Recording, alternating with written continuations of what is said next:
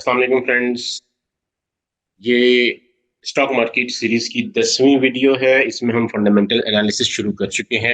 पिछली वीडियो में हमने चेक किया था कि आपने फंडामेंटल जो फाइनेंशियल शीट्स हैं वो कहाँ से चेक करनी है और कैसे चेक करनी है। आज हम इसी सिस्टम को आगे बढ़ाएंगे। फंडामेंटल एनालिसिस तो बहुत ज़्यादा डिटेल्ड होता है, लेकिन हमें बहुत ज़्यादा डिटेल में जाने की ज़रूरत नहीं होती। शुरू में हम जो है सिर्फ इम्पोर्टेंट चीज़ें सीखेंगे, क्या चीज़ें हमें चेक करनी है सबसे पहले और किस तरह से उनको चेक करना है। तो ये चीज़ें हैं। तो स्टार्ट बाय हम शुरू करते हैं फंडामेंटल एनालिसिस।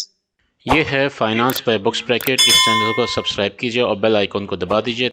तो मैंने सबसे पहला पॉइंट लिखा था start by checking financial statements. आपने सबसे पहले कंपनी की फाइनेंशियल स्टेटमेंट्स चेक करनी है कि कंपनी लॉस में तो नहीं जा रही। तो उसके लिए मैंने आपको बताया था कि आपको पोर्टल में जाके, मैं आपको दिखा देता हूँ। हम यहाँ से जैसे सर्च करते हैं पीएसओ और यहाँ पे क्लिक करते हैं तो ये पीएसओ की डिटेल खुल जाएगी।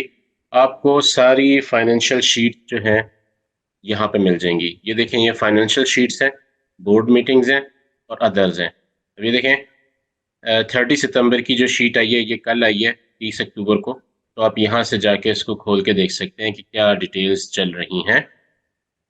तो ये आपके सामने फाइनेंशियल शीट ओपन हो जाएगी। पिछली वीडियो में मैंने डिटेल में बताया हुआ है, इसमें आपको सर्च करनी पड़ती है। देखें यहाँ से, जैसे ये आ गई आपकी फाइनेंशियल पोजीशन फाइनेंशियल शीट। ये इसमें आपके एसेट्स शो हो रहे हैं। यहाँ पे देखें, ये एसेट्स हैं और मैंने बताया था आपके एसेट्स बढ़ने चाहिए। टोटल एसेट जो है 983 से 1081 आ रहे हैं। और उसके बाद एक्विटीज जो हैं, लाइबिलिटीज कम होनी चाहिए। नॉन करंट लाइबिलिटीज 18 से 19 हुई हैं और करंट लाइबिलिटीज 748 से 824 हुई हैं। तो ये, और एक्विटी जो है 216 से 237 हुई है। एक्विटी और एसेट बढ़ने चाहिए, लाइबिलिटीज कम होनी चाहिए। लाइबिलिटीज भी बढ़ रही हैं और इसके एसेट भी बढ़ रहे हैं, तो इसका मतलब है कि कुछ गड़बड़ है, मतलब इनका प्रॉफिट कम हो रहा है। क्योंकि लाइबिलिटीज बढ़ेंगी तो ऑब्वियसली प्रॉफिट कम होगा। फिर हमने सेल्स चेक करनी होती है। यहाँ से आप सेल्स चेक करते हैं। ये देखें, यहाँ पे 862 थी और ये 920 हो गई है सेल। प्रॉफिट आप चेक करते हैं तो एट द एंड जो चीज़ें देखने वाली होती हैं उनमें अर्निंग पर शेयर्स को चेक करना होता है। आपकी अर्निंग पर शेयर 2.55 थी लास्ट 30 सितंबर को और अब जो है 46.62 है। It's a huge difference.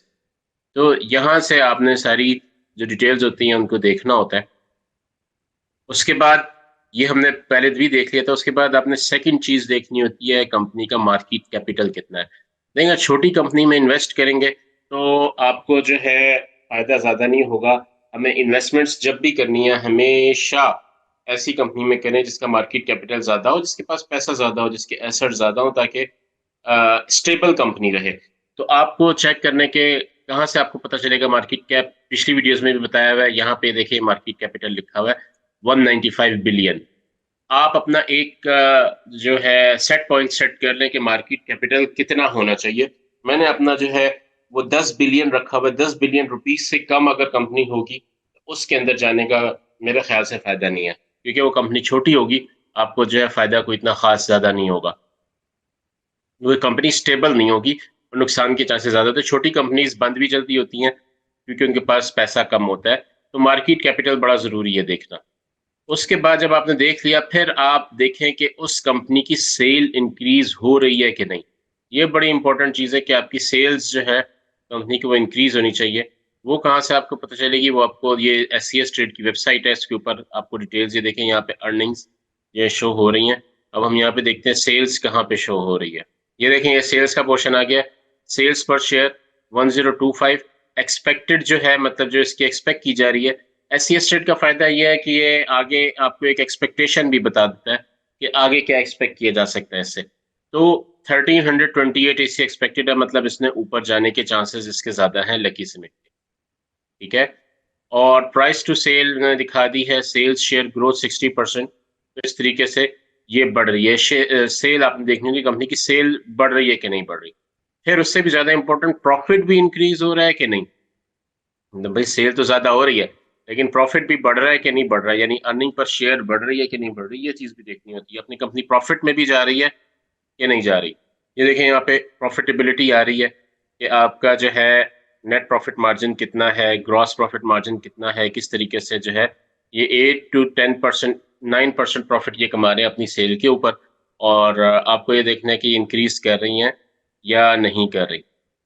इसी तरह यही चीज़ आप डीपीएस के डाटा पोर्टल में जाके भी देख सकते हैं। यहाँ पे देखें फाइनेंशियल्स आ रहा है, ये आपको सेल्स डायरेक्टली बता रहा है। ये देखें 245 से 333.3 बिलियन इसकी सेल हो चुकी है पीएसओ की, और ये 86 से 5 पे इसका प्रॉफिट आया है, मतलब प्रॉफिट इसका कम हुआ है। तो ये कोई अच्छी चीज़ नहीं है कि इसकी प्रॉफिट कम हो रहा है या ज़्यादा से कम हो रहा है। तो इन चीज़ों को देखना होता है, आपने हर चीज़ को देख के चलना होता है। तो आपने प्रॉफिट देख लिया, सेल्स देख ली, उसके बाद सबसे इम्पोर्टेंट जो है वो ईपीएस होता है। देखिए ये टेबल यहाँ पे बना हुआ है, आपने सिर्फ इस टेबल को देखना है डाटा पोर्टल पे जाके, आपने इसको कंपेयर कर लेना है कि पीछे से बढ़ता आ रहा है कि नहीं आ रहा। अगर नहीं बढ़ता आ रहा तो क्या वजह है कि ये नहीं बढ़ रहा। देखें अभी तक 12.06 है, 2022 में इसकी जो प्रोग्रेस थी वो बहुत अच्छी थी, अब कम हो गई है। तो इस तरीके से आपको पता चल जाता है कि इसमें एंट्री नहीं लेनी चाहिए, कंपनी जो है वो डाउन जा रही है, it's not a good thing. देखिए सेल यहाँ पे इंक्रीज हो रही है लेकिन प्रॉफिट भी कम हो रहा है और आपकी ईपीएस भी कम हो रही है। इसी तरह प्रॉफिट मार्जिन भी देखिए, पहले 6% था, अब 2% आया है। नेट प्रॉफिट मार्जिन बिल्कुल बराबर है, ईपीएस ग्रोथ नहीं हुई, पी ग्रोथ नहीं हुई। तो ये चीज़ें आपने देखनी होती हैं। उसके बाद पीई रेशो जो है वो उसकी सेक्टर से कम होनी चाहिए। इसका सेक्टर है, जिस सेक्टर में ये कंपनी फॉल करती है उससे उसकी पीई रेशो जो है वो कम होनी चाहिए। ये भी एक इम्पॉर्टेंट चीज़ है।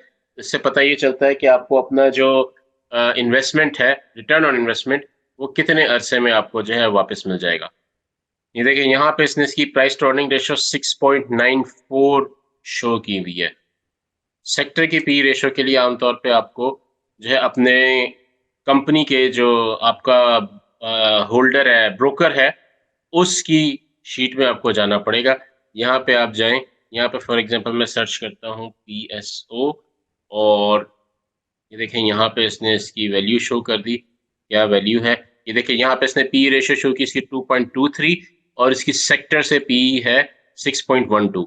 तो इसकी पी रेशियो सेक्टर से कम होनी चाहिए, ये एक इम्पोर्टेंट थिंग है। तो ये देख लें, ये हमने जो है एक चेक लाजमी देखना है कि पी रेशियो सेक्टर से कम हो, ताकि इसका जो मार्जिन है वो आपको रिटर्न ऑन इन्वेस्टमेंट जो है वो एज सुन एज पॉसिबल मिल जाए। फिर सबसे ज्यादा इम्पोर्टेंट डेट को देखना होता है, कंपनी के ऊपर कर्जा कितना है। आपको प्रॉफिट ज्यादा शो हो रहा होगा क्योंकि कंपनी ने कर्जा लिया होगा, कर्जे से जो है कर्जा लेके आपको सेल ज्यादा शो करा रहा होगा। कंपनी चल कैसे रही है, आपको डेट टू इक्विटी रेशियो देखनी होती है। एक तो तरीका ये है कि डेट टू इक्विटी रेशियो देखने का कि आप उसकी जो फाइनेंशियल शीट है उससे निकालें, वो आपको बिल्कुल एक्यूरेट निकलेगा। वहाँ पे आपके पास सारे लाइबिलिटीज में डेट आ रहे होते हैं, मैं आपको दिखाता हूँ यहाँ पे trade and other payables, short term borrowings. और अगर आपको डेट, खाली डेट नहीं मिलता है कि कहाँ पे है, किधर रखा होगा, तो आप अपनी लाइबिलिटीज को जो है वो ऐड कर लें। ठीक है, लाइबिलिटीज को ऐड कर लें और फिर उसकी डेट टू इक्विटी रेशियो निकाल लें, तो आपकी जो है जो डेट टू इक्विटी रेशियो है वो निकल आएगी। यहाँ पे देखें, लेकिन बेहतर ये है कि आप डेट जो आपने लिया हुआ है, तो देखें एक्योर्ड मार्कअप 2.2 और शॉर्ट टर्म बोरोइंग्स 392 मिलियन की हैं। इसको आप 237 से डिवाइड करें तो ये 100 से ऊपर जाता है। इसके ऊपर मतलब इसका मतलब है डेट काफ़ी ज़्यादा है। हम यहाँ से इसको कंफर्म भी कर लेते हैं। यहाँ से आप परफॉर्मेंस में जाए तो आपके सामने यही सारी चीज़ें शो हो रही होती हैं, डिविडेंड पर शेयर या नंबर ऑफ शेयर। इस तरीके से हम फाइनेंशियल्स पे क्लिक करते हैं, आपके सामने सब चीज़ें यहाँ पे भी शो हो जाती हैं। लेकिन सम टाइम मैंने आपको फाइनेंशियल स्टेटमेंट देखने का इसलिए कहा है कि सम टाइम ये वाला पोर्टल अपडेट नहीं होता, तो आप गलत डिसीजन ना ले लें उस बेस पे। तो आप यहाँ पे जाएं, यहाँ पे देखना शुरू करें, यहाँ से ये एनुअल क्लिक किया, ये देखें यहाँ पे इन्होंने शो किया हुआ है long term debt to equity, long term debt to assets. आपने डेट टू इक्विटी आपने देखनी है 26% यहाँ पे शो हो रही है, और लाइबिलिटीज टू एसेट देखें तो 77.98% जो है वो शो हो रही है। इसको आपने जो है कंफर्म भी कर लेना है, अपनी मार्केट से, अपनी फाइनेंशियल स्टेटमेंट से कंफर्म भी करना है। यहाँ पे भी आपको जो है डेट टू इक्विटी रेशियो देखें, डेट टू इक्विटी रेशियो यहाँ पे शो हो रही है 323.53%। अब सवाल ये है, अच्छा ये मैंने कौन सा खोला, लक खोला हुआ है, तो हम वैसे चेक कर रहे हैं, पीएसओ चेक कर रहे हैं, पीएसओ खोल के देखते हैं यहाँ पे। तो ये देखें डेट टू इक्विटी रेशियो 198% है, तो जो कि बहुत ज़्यादा है। आपने कभी भी किसी ऐसी कंपनी में इन्वेस्ट नहीं करना जिसकी डेट रेशो 30% से ज़्यादा हो, ये आपके लिए नुकसानदेह होगी। तो इस तरीके से आपने ये चेक करनी होती है। अब देखें, एक जगह पे मुझे 198 शो हो रही है और एक जगह पे मुझे जो है वो 0.26% शो हो रही है। तो किस चीज़ को हम देखें? तो उसके लिए अगर इस तरह से आ जाए तो आपको क्या करना है कि सीधा फाइनेंशियल स्टेटमेंट पे जाना है और आपने जो है इनकी इधर से चेक कर लेना, इनकी लायबिलिटीज़ देखें और इसमें देखें शॉर्ट टर्म बोरोइंग्स और इसी तरह यहाँ पे लीज लायबिलिटीज या अदर पेएबल में देखें, ये आपकी 613 है, 6 बिलियन रुपीज। इसी तरीके से आप यहाँ से चेक करें, शॉर्ट टर्म बोरोइंग्स 392 बिलियन है, ट्रेड एंड अदर पेएबल 408। तो और एक्विटी उसकी उसी लिहाज से बहुत थोड़ी है, तो इसका मतलब है हमारी जो है ये वाली जो स्नैपशॉट है वो ओके है, जो एस ट्रेड पे हमने देखी है। तो इस तरीके से आपने डबल चेक करना होता है, कभी भी हमेशा खाली इसके ऊपर ना रहें, क्योंकि सम टाइम डाटा अपडेट नहीं होता या राइटिंग मिस्टेक भी हो जाती है, तो लाजमी इन चीज़ों को दिखा करें। हाँ, इससे आपको फायदा पता ज़रूर चल जाता है कि क्या सेटअप चल रहा है, तो इस तरीके से आप देख सकते हैं। ये थी। उसके बाद फिर आपने प्राइस टू बुक रेशो देखनी होती है। यहाँ पे देखें, बुक वैल्यू पर शेयर आ रही है आपके पास 494 और इसकी बुक वैल्यू एक्चुअल में 142 है। अच्छा, एक चीज़ ज़हन में रखिएगा कि बुक वैल्यू का मतलब जो डेफिनेशन है वो ये है कि अगर कंपनी के सारे एसेट सेल कर दिए जाएँ, तो कंपनी की वैल्यू क्या बनेगी? तो उस हिसाब से जो है बुक वैल्यू होते हैं और आपने बुक वैल्यू से नीचे शेयर लेना होता है। अब इस केस में देखिए, बुक वैल्यू जो शो हो रही है आपको 400 से ऊपर शो हो रही है, 500 के अराउंड, और इसकी जो वैल्यू है शेयर वैल्यू 142। तो ये भी एक तरह से ये आपने इसका कॉन्सेप्ट लाज़मी समझना है कि कंपनी के एसेट डिपेंड करते हैं कंपनी की सेक्टर पे। अगर ऑयल एंड गैस का सेक्टर है तो उनके पास मशीनरी बहुत ज़्यादा होती है, उनकी मशीनरी की रिक्वायरमेंट बहुत ज़्यादा होती है, तो उनके एसेट की वैल्यू ही बहुत ज़्यादा होती है। तो इसलिए उनकी जब भी आप बुक वैल्यू चेक करेंगे वो शेयर प्राइस से ज़्यादा आएगी। तो इसका मतलब है कि आपने इसके ऊपर एतमाद नहीं करना कि भाई बुक वैल्यू से कम मिल रहा है शेयर तो मैं लाजमी खरीदूं, नहीं। आपने बाकी सारे फैक्टर देखने। हाँ, ये एक फैक्टर ज़रूर है। बाकी जैसे आईटी कंपनीज हैं, अब आईटी कंपनीज के पास मशीनरी या एसेट इतने ज्यादा नहीं होते, क्योंकि उनका सारा काम जो है सिर्फ इंटरनेट पे चलता है या कंप्यूटर्स पे चलता है। तो उस कंपनी का जो है बुक वैल्यू वो बहुत थोड़ी होगी, उसकी शेयर प्राइस बहुत ज्यादा होगी।